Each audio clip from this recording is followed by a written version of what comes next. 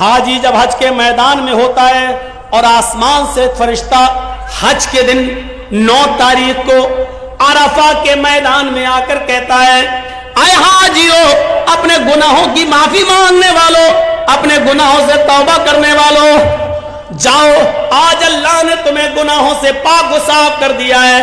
آج تم گناہوں سے ایسے ہی پاک ہو جیسے دھوبی کی بھٹی میں کپڑے کا میل کچیل صاف ہو جاتا ہے، جیسے کوئی بچہ اپنی ماں کے پیٹ سے پیدا ہونے کے بعد گناہوں سے پاک و صاف ہوتا ہے، جیسے وہ گناہوں سے بالکل پاک و صاف ہوتا ہے، ایسی اللہ نے تمہارے سارے گناہوں کو مٹا دیا، سارے گناہوں کو سے تمہیں پاک کر دیا۔ اے حاجیو، اپنے ملک میں جانے کے بعد، اپنی بستی میں جانے کے بعد پھر سے تم اپنے آپ کو سیاح مت کر لینا، جاؤ، آج تمہارے اوپر سے گناہ مٹا دیے گئے ہیں اور تمہیں پیدا ہونے والے بچے کی طرح کر دیا گیا ہے، اس کپڑے کی طرح کر دیا گیا ہے جس کو دھوبی کی بھٹی میں جانے کے بعد اس کا میل و کچیل صاف ہو جاتا ہے، گندگی صاف ہو جاتی ہے، تمہیں کپڑے کی طرح دھل دیا اور صاف کر دیا ہے۔ جہاں فرشتہ یہ اعلان کر کے خوشخبری سناتا ہے کہ اللہ نے تمہارے گناہوں کو ختم کر دیا، مٹا دیا، ایسے موقع پر بھی اللہ اس حج کے میدان میں بھی ان لوگوں کے گناہ نہیں مٹاتا ہے جو کسی پر ظلم کر کے حج کرنے آئے ہیں، یا کسی کی دکان پر ناجائز قبضہ کر کے، یا 1-2 بالش زمین کسی کی داب کر اس پر ظلم کر کے حج کے میدان میں پہنچے اور حج کرنے آئے۔ جب تک بندہ اس کو معاف نہیں کرے گا، اللہ بھی معاف نہیں کرے گا۔ اللہ حج کے میدان میں بھی اس کو معاف نہیں کرتا۔ اپنا حق معاف کر سکتا ہے اللہ، لیکن اگر آپ نے اللہ کے بندے کا حق مارا ہے تو جرجی صاحب اپنا حق معاف کر سکتے ہیں۔ اس آدمی کی اگر آپ نے زمین دابی ہے یا اس پر ظلم کیا ہے تو اس کا ظلم ہم تھوڑی معاف کر دیں گے۔ آپ نے ظلم اس کے اوپر کیا ہے، یہ اس کا حق ہے، وہ چاہے تو معاف کرے چاہے تو نہ کرے۔ جرجی صاحب اپنا حق معاف کر سکتے ہیں، دوسرے کا نہیں۔ اللہ کہتا کہ میں اپنا حق چاہوں تو معاف کر سکتا ہوں، لیکن میرے بندے کا مارا ہے تو جب تک بندہ معاف نہیں کرے گا ہم معاف نہیں کریں گے۔ دنیا میں معاملے صاف کریے، دنیا میں معاملے صاف کریے۔ اسی لیے جنازے کی نماز پڑھنے سے پہلے، پڑھانے سے پہلے یہ پوچھ لینا چاہیے کہ جس آدمی کا جنازہ میں پڑھانے جا رہا ہوں اس مرنے والے پر کسی کا کوئی حق تو نہیں ہے۔ کون پوچھتا ہے؟ آپ اپنے علاقے کے ملا اور مولویوں کو بتائیے کتنے لوگ ہیں جو پوچھتے ہیں؟ اس کے بنا جنازہ ہے ہی نہیں، لیکن بتائیے کتنے لوگ پوچھتے ہیں؟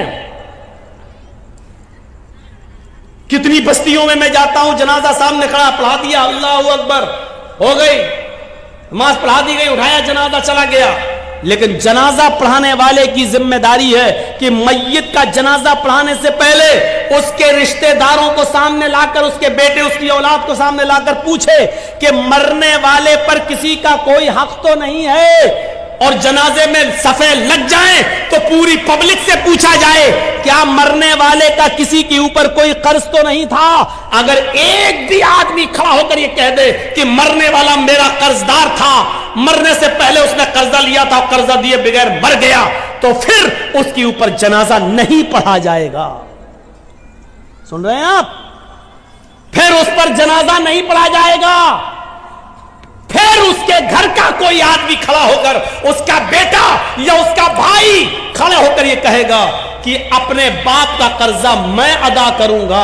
جب بیٹا یا گھر کا کوئی وارث یہ کہے کہ میں اس میت کا قرضہ میں ادا کر دوں گا، اتنا روپیہ تمہارا قرضہ میں دے دوں گا، جب اس بات کی گارنٹی جب کوئی لے گا تب اس کا جنازہ پڑھا جائے گا۔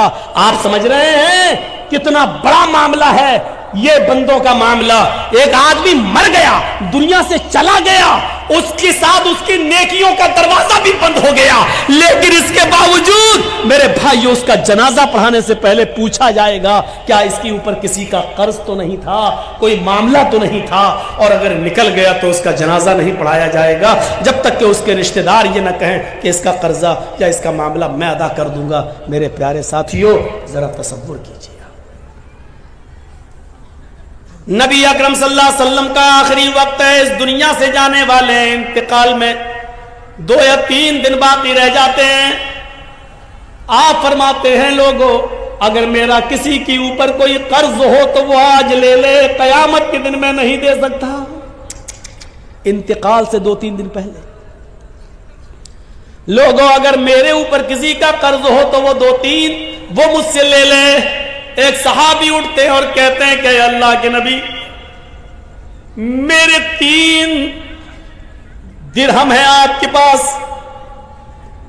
اللہ کے نبی صلی اللہ علیہ وسلم نے ایک صحابی کو حکم دیا کہ 3 درہم اس کے ادا کر دیے جائیں۔ اس صحابی نے اسی وقت ان کے 3 درہم دے دیے۔ آپ نے فرمایا لوگوں جب میری روح قبض عنصری سے پرواز ہو جائے، جب میرا انتقال ہو جائے تو میری نماز جنازہ سے پہلے پوچھ لینا کسی کا کوئی قرض تو نہیں ہے، کسی کا کوئی قرض تو نہیں ہے۔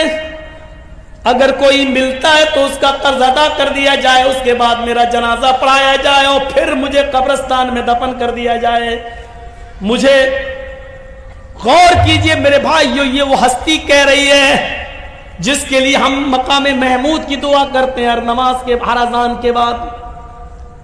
اور اس کا حال یہ ہوا کہ اللہ کے نبی صلی اللہ علیہ وسلم کا جب انتقال ہوا تو پوچھا گیا کوئی قرض تو نہیں تھا؟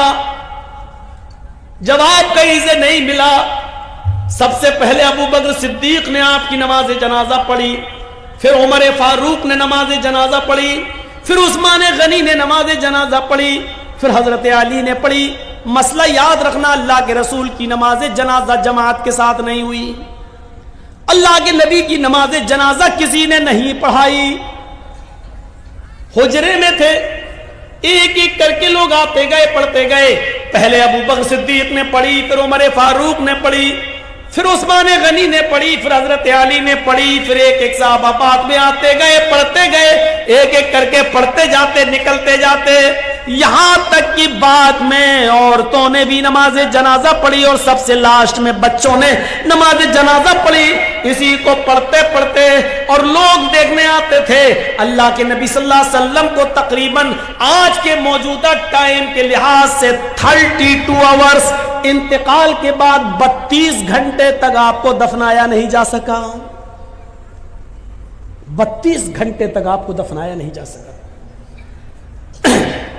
اور اس کے بعد جب آپ کو دفنا دیا گیا، مٹی آپ کی ہو جاتی ہے، تو حضرت ابو بکر صدیق جب تک خلیفہ رہے اعلان کرتے رہے لوگوں اگر نبی اکرم صلی اللہ علیہ وسلم کا قرض کسی کے اوپر ہو تو وہ مجھ سے لے لے۔ لیکن ابو بکر صدیق 2 سال تک خلیفہ رہے، 2 سال تک برابر اعلان کیا لیکن کوئی نہیں آیا۔ پھر حضرت عمر فاروق کا زمانہ آیا، حضرت عمر فاروق کے پورے 10 سال تک اعلان ہوتا رہا اگر نبی اکرم کا قرض کسی کے اوپر ہو، اگر کسی نے نبی کو قرض دیا ہو اور اس کا قرض باقی ہو تو وہ عمر سے آ کر لے لے۔ حضرت عمر فاروق کے 10 سال کی خلافت میں بھی کوئی قرضہ لینے نہیں آیا۔ حضرت عثمان غنی کا جب زمانہ آیا تو 12 سال تک اعلان کیا جاتا رہا اگر نبی اکرم نے کسی سے قرض لیا ہے تو وہ آ کر مجھ سے قرض لے لے، میں نبی کا قرض دینے کے لیے تیار ہوں۔ لیکن 12 سال تک عثمان غنی کے زمانے میں بھی کوئی قرض لینے نہیں آیا۔ ذرا اندازہ لگائیے کہ قرضے کا معاملہ کتنا بھیانک ہوتا ہے۔ اللہ کے نبی صلی اللہ علیہ وسلم اپنے انتقال سے پہلے خود اعلان کر رہے ہیں اگر کسی کا قرض میرے اوپر ہے تو لے لے۔ ایک اٹھتے ہیں اور کہتے ہیں کہ میرے 3 درہم میں آپ نے دلوا دیے، پھر کوئی نہیں ملا۔ ابو بکر صدیق نے 2 سال تک اعلان کیا لیکن کوئی نہیں ملا۔ عمر فاروق نے 10 سال تک اعلان کیا لیکن کوئی نہیں ملا۔ عثمان غنی بھی کہتے رہے کہ نبی کا قرض کسی کے اوپر ہو تو مجھ سے لے لے، لیکن 12 سال تک کسی نے کوئی قرض نہیں مانگا۔ غور کرو کہ قرض کا معاملہ کتنا بھیانک ہوتا ہے، کیونکہ قرض دار آدمی کی روح لٹکتی رہتی ہے زمین و آسمان کے بیچ میں۔ میرے پیارے ساتھیوں، جب تک اس کا قرض ادا نہ کر دیا جائے میرے بھائیوں یہ معاملہ بڑا عجیب و غریب رہتا ہے۔ آئیے اس معاملے کو سمجھنے کی کوشش کیجئے۔ حقوق اللہ، اللہ معاف کر سکتا اپنا حق لیکن بندے کا حق معاف نہیں کرے گا۔ اگر کسی نے کسی سے قرض لیا ہے تو پہلی فرصت میں قرض ادا کر دے، پہلی فرصت میں قرض ادا کر دے، کیونکہ नमाजें बेकार हो जाती हैं, रोजे बेकार हो जाते हैं, हज बेकार हो जाता है। हज इसीलिए फरमाया कि कर्जा लेकर हज जैसी इबादत भी आप करने नहीं जा सकते।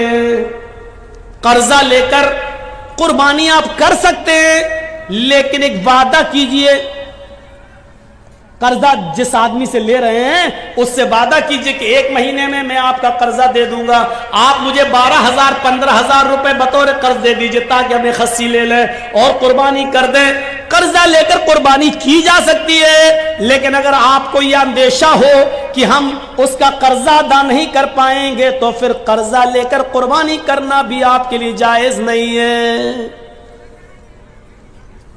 अगर आपको यकीन है कि कर्जा हम दे सकते हैं तो 1 महीना 2 महीने की इजाजत लेकर कर्जा ले सकते हैं, लेकिन कर्जा लेकर हज करने नहीं जा सकते, क्योंकि कर्जदार पर हज है ही नहीं। कर्जदार पर हज नहीं, हज तो उस पर फर्ज है जो साहिब इस्तिताअत हो। मन इस्तता इलैहि सबीला, जो इन इस्तता इलैहि सबीला, अगर तुम वहां तक जाने की ताकत रखते हो तो हज करो, तो हज करो। अगर वहां तक जाने की ताकत नहीं है, इस्तिताअत नहीं है, तो आप हज ना करें। कितनी बुरी आदत कहां से कहां निकल गया और कहां बह गया, यहां पहुंच गया मैं।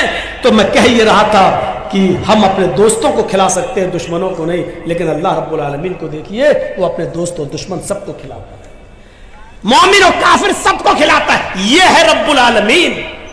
इसके बाद आइए दूसरी आयत पर, अर्रहमानिर रहीम, कितनी बड़ी नियामत है। वो बड़ा ही रहम करने वाला, इंतहाई मेहरबान है।